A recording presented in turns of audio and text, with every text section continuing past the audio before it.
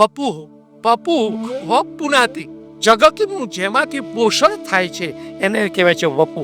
આખા જગતનું પોષણ જેમાંથી પ્રાપ્ત થાય છે એ તત્વ વપુ. શરીર તો એ છે અંગ, દેહ, દેહ અંગ, શરીર, કાયા, આ બધા નામ છે. પણ કાયા તો એ છે કે જિજ્ઞાસા વૃત્તિ હોય એ બાલ્ય અવસ્થા, કાયા કાયા, આસુ આસુ, એ વખતની જે અવસ્થા એને કહેવાય છે કાયા.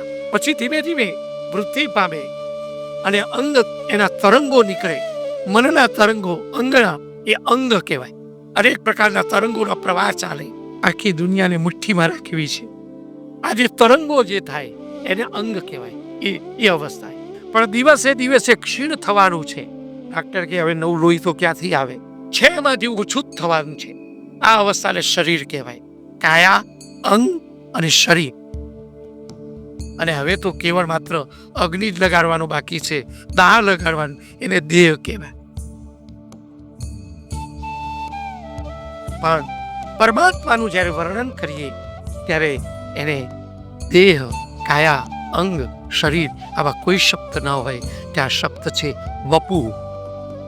વંપુનાથી, પુષ્ણાથી આખા જગતનું જે પોષણ કરે છે એ પદાર્થ, એ તત્વ, એ વપુ.